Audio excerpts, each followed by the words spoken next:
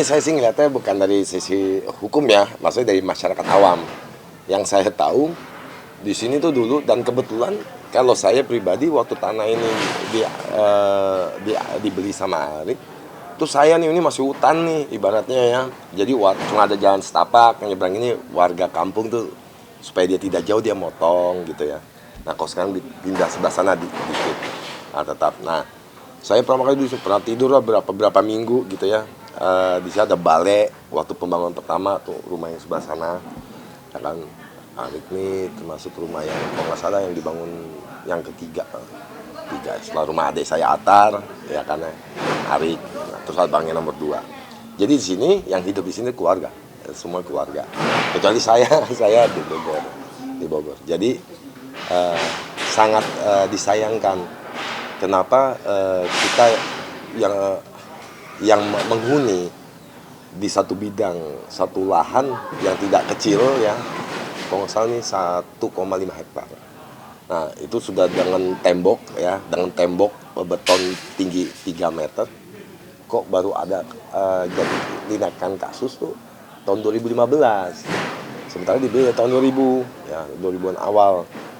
Kenapa nggak kemarin sih? Karena ini bidang besar dengan pagar tembok yang besar ya. Yang dulu ini belum ada nih hunian, hanya hunian orang masyarakat sini. Belum ada rumah-rumah tingkat. Kan kelihatan sekali ya. Maksudnya kenapa sih? Dan banyak mungkin bukan hanya kasus di sini, mungkin banyak tempat lain ya. Setelah dari berjalan 15 tahun baru muncul. Dengan apapun ininya ya, saya kurang paham apapun permasalahannya. Tapi ya kalau buat saya orang awam itu nggak lucu ya, karena ibaratnya kita udah bagusin dari ini, ibaratnya tanah kebun kita bikin kebun yang nature ya, kita suka nature ya, semuanya baru nih timbul masalah-masalah. Ya sebenarnya sih kembali lagi ini 2025 dari 2015. Nah maksudnya gini ya, kalau saya dari pihak yang merasa memiliki ini, saya kalau ngejar, saya kejar benar. Kalau perlu setahun 2 tahun selesai. Saya juga bingung kok bisa sampai 10 tahun gitu ya. Maksudnya hal yang sebenarnya tidak perlu rumit, kenapa bisa selama itu? Sebenarnya kan semua pihak dirugikan. Ya sebenarnya kerugian itu kan bukan material, tapi ada imaterial ya kan ya. Waktu kebebasan kita, semua segala macam itu banyak kerugian-kerugian. Di sini untuk mencari bukan bicara keadilan, tapi di sini mencari solusi yang tidak usah jelimet gitu ya. Di saat kita memudahkan segala sesuatu, kita mudahkan. Kita meringankan sesuatu, kita ringankan gitu. Jangan memberat-beratkan. Saya tuh gak suka segala sesuatu yang berproses lama. Ini hal yang bisa disegerakan gitu. Jadi kalau untuk masalah nantinya bagaimana, itu sebenarnya di Abang Arik ya. Di Bang Arik bagaimana, karena yang sisanya kan masih lahannya beliau. Nah kalau saya di sini hanya menyelamatkan yang bidang ini aja. Nah, itu yang kalian lihat itu rumah pertama saya tahun 2003 saya bangun, itu udah habis ya, udah cukup habis, udah diturunkan. Jadi titiknya dari sana dulu dia mulainya mengarah ke sini rumah sekarang yang saya tempatin sama anak-anak. Jadi ya tepat kurangnya berdasarkan apa mereka bergerak itu dari pengadilan eksekusi kemari kenapa kok kekeh banget bertahan sampai habis satu rumah, terus membatas-batasin batas-batas tanah, karena ini tanah PT, suratnya banyak. Jadi kalau kalian lihat belengkang-belengkong batas-batasnya ada yang sesuai, dan mereka nggak bergerak berdasarkan ya udah saya terima pasrah deh berdasarkan ukuran yang mereka punya lah, ibarat kata gitu. Nggak bisa bicara apa-apa. Saya bangun pagar dari 2003. Nah, berdasarkan penggugat, dia merasa sudah melakukan pembelian mengeluarkan uang untuk pengelolaan lahan sebesar angka ya yang udah bisa disebut ya angkanya ya, yang nggak masuk di akal. Angka yang 3 kali sampai 4 kali lipat lebih besar dari NJOP dari tanah saya beli di sini. Itu saya nggak pernah diusut dari 2003, pernah saya bangun pagar, bangun rumah. Jadi siapa Kak Dede Tasno ini saya nggak tahu. Kok bisa? Nah nggak tahu ya. Terus saya minta, saya mau ngurus AJB ketahan, AJB yang lain ketahan, sampai tiba-tiba 2015 terjadi gugatan terhadap saya melalui DD Tasno yang merasa sudah membayarkan untuk pengolahan lahan. Sedih kita lihat rumah abang kita dihancurin, yang sisi sebelah sana, ya kan? Itu dihancurin gitu. Saya tidak tahu dari awalnya bagaimana. Nah ini hari kedua, saya makanya bicarakan sampai kemarin malam tuh lumayan belum ketemu titik temu sampai akhir tadi jam 2 siang.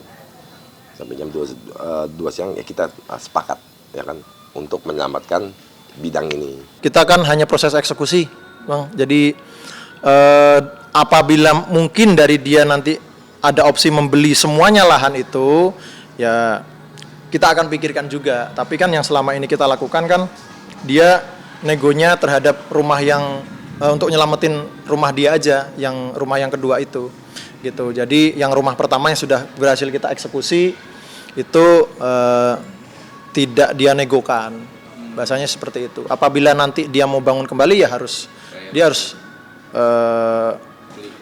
beli gitu. Dia harus beli dengan klien kami juga. Tapi itu pun harus ada pilihan dengan klien kami. Sementara yang sudah terjadi di lapangan adalah kita lihat, mungkin dari rekan-rekan media lihat itu sudah kami lakukan pemagaran seng di sekitar objek eksekusi ya. Sekitar 5.800 itu. Kita pinggir-pinggirnya, batas-batasnya kita sudah ukur ulang melalui BPN. Kami juga pada waktu eksekusi kita hadirkan juga adanya pihak BPN untuk melakukan pengukuran dan pembatasan. Itu halaman saya tuh. Jangan. Ya. Kenapa briefing lihat sana? Biar tidak ada. Ayo ibu dapat dulu, Bu. Aja. Mas, ini. Sama sini. Mama nafasnya tak kalah. Mama dari atas. Ajar aja. Jadi udah kekerasan ya, udah kekerasan dari pihak pengadilan. Ada hari. Kayak kalian nggak tidur, nggak doa, nggak sholat, ada hari ya. Tolong pengadilan ya, tolong. Pengadilan manusia kan? Kita juga manusia, yuk. Nah, kita tuh menenangkan ibu nih, lucu nih. Ibu kami nih kan ibu dari 8 orang anak laki-laki ya. Jadi ibaratnya kalau di rumah kita malah bilang ibu kita nih koboi. Dari dulu. Kita takut ibu kita marah-marah ya kan. Jadi itu yang kita sampai semalamnya kita mau ungsikan. Takut kita amit-amit terjadi bentrok di sini. Nah, nggak mau ibu saya. Apaan lu? Emang gue udah setua itu. Jadi kita lebih nahan ibu supaya jangan. Ya, ini kan sekarang ibu-ibu kan karena banyak politisi the power of mama ikutan semua. Kan ya boy, kita mama nih punya power, jangan begitu juga. Kami meyakini 1000% bahwa ketika sedang ada gugatan di pengadilan prosesnya ya harusnya ditangguhkan dulu. Tetapi karena itu inisiasi dari pihak DD Tasno untuk melakukan negosiasi, maka saat ini sedang dilakukan negosiasi terlebih dahulu untuk tidak lanjut eksekusi. Makanya negosiasi ini sangat terbuka. Makanya sekarang ini lagi dirembukan juga gitu, bagaimana formula yang baik supaya nanti bisa dapatkan jalan tengah win-win solution supaya semua pihak itu tidak dirugikan, seperti itu sih. Kemarin saya dikabarin dari pihak juga ada lawyer namanya Pak Farhad Abbas, mungkin kalau rekan-rekan media dengar gitu. Jadi beliau sempat menghubungi saya gitu melalui telepon.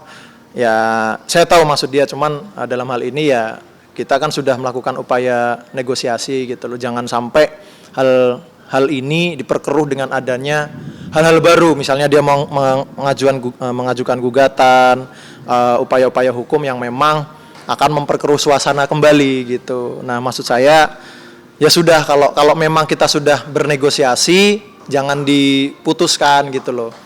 Kecuali dari dari awal memang pihak Atalarik tidak mau nego, ya apa boleh buat, kita akan lakukan proses hukum ulang gitu loh. Tadi kita pikir kecil, masalah kecil. Orang kita beli kok, setahu saya gitu ya. Abang saya beli kok. Jadi tidak terlalu serius menanggapinya. Tapi kan ya mungkin kita semua tahu Arik diuji mungkin ya, diuji di tahun yang bersamaan mungkin dengan waktu mantannya ya masalah rumah lahan ini. Jadi kan biar masyarakat itu juga paham gitu. Kita dihadapi sama bukan 1-2 masalah dalam hidup. Orang nggak tahu, kita cuma tidak bicara ya. bahwa waktu kasus soal perceraian Arik itu, Arik juga lagi masalah ini lahan sebenarnya, ya kan ya. Jadi kenapa Arik kok karakternya begini? Bukan, dia tuh dalam tekanan banyak yang menekan dirinya. Saya sebagai adik sih memandang itu, melihat itu. Jadi kita lebih banyak mundur, one step back ya. Jadi jangan ganggu lah. Ya, jadi dia punya permasalahan pribadi yang juga tidak ringan, masalah keluarga dan masalah lahan. Ini dari mata saya, dia cukup kuat, ya. Walaupun saya tahu lah, tidak mudah ya kan. Dari tahun 2015 ada 2 perkara besar. Jadi 2 perkara besar yang sangat panjang. Saya lihat kalau di saat perceraiannya makan waktu 4 tahun. Masalah lahan ini bayangin 2015 sampai 2025 ya kan ya. Yang diterima oleh abang nih mungkin ya banyak nih di sini juga mungkin teman-teman di media sosial, masyarakat media sosial itu juga harus paham bahwa kita tidak akan memperlihatkan fight kita tuh seperti apa gitu, perjuangan kita seperti apa ya, karena kita memang kebetulan almarhum ayah dan ibu kami itu dulu mendidik kita tuh bener-bener fokus. Jadi kalau sesuatu tuh kita selesaikan ya pastilah pada saat kita fokus sesuatu ada gangguan kita keras. Kalau kita kan kok kayak emosional, enggak. Dia sebenarnya orang yang sabar.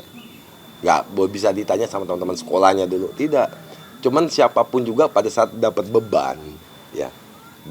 Kalau menurut saya, Arik masih jauh dari wajar.